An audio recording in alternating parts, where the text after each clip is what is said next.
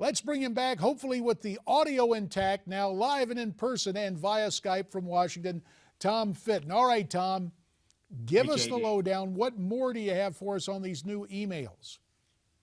We're saving the headline. We talked about 2013 last week with Steve, and the detail is in 2010, it was the Department of Justice that reached out to the IRS to talk not only to Lois Lerner, they initially wanted to talk to her boss, but her boss wasn't available. So Lois Lerner was the point person, and she followed up with what I believe to be the head of the Election Crimes Branch, which is part of the criminal division of the Department of Justice. So this was not just like a general investigation policy. This was the criminal prosecutor talking to the IRS potentially about C4 issues, which is really code for prosecuting, as we suggested earlier, the types of groups that the president didn't like after Citizens United that were running ads against him and criticizing his policies and just really advocating for the First Amendment and pursuing their right to petition the government.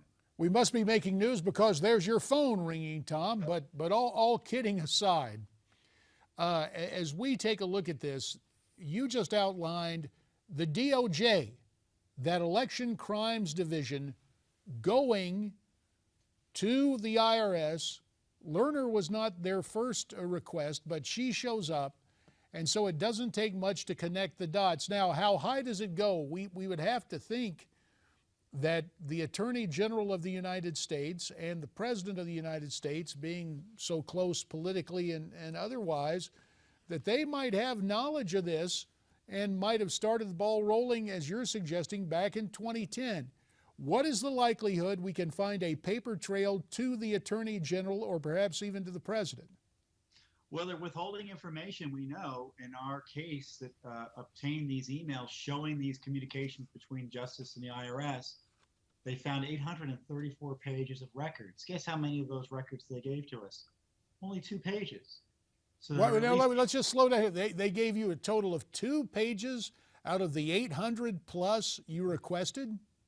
That's right. So they're withholding nearly 1,000 documents from Judicial Watch on this issue alone, which is really all we asked about were communications, I'll read it to you, between the Department of Justice and the IRS, the White House, members of Congress and congressional staff, and frankly, anyone else concerning these prosecutions, potentially of C4 organizations. So we're not just asking for the IRS info, we're asking for White House info and communications with Congress. We already know top Democrats were pushing the IRS to go after these C4 groups. Now we know Justice was involved as well.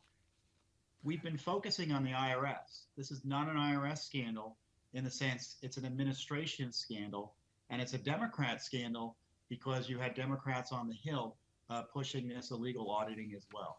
So with a minute and a half remaining, what happens next? Will the administration continue its legal efforts to stall this and give you the bare minimum? What do you expect? We're just going to continue battling them in court. We're going to look at their reasons for withholding the records and ask the court to, if we think there's a legal leg to stand on, to demand that they give these records to the American people. And certainly these are new investigative opportunities for any Congress that finally wants to get to the bottom of the IRS scandal that they've really just watched from afar for 2 years. With about 30 seconds left, do you entertain the possibility that one of these federal judges might just say, enough already, release them, that is my order? And would they have to do it? Well, you know, this is what they have to do anyway. And if their withholdings are improper, the courts will force them to release the records. The trick is getting the courts to do that because the government and the President Obama, despite his pretending to be transparent, withholds records for reasons that even George Bush wouldn't have done. And everyone was supposed to think Bush was the least transparent administration in history. Tom Fitton of Judicial Watch. An old line from an old movie comes to mind. That's the Chicago way. At any rate, we thank you for your time, and America's Forum will continue right after this.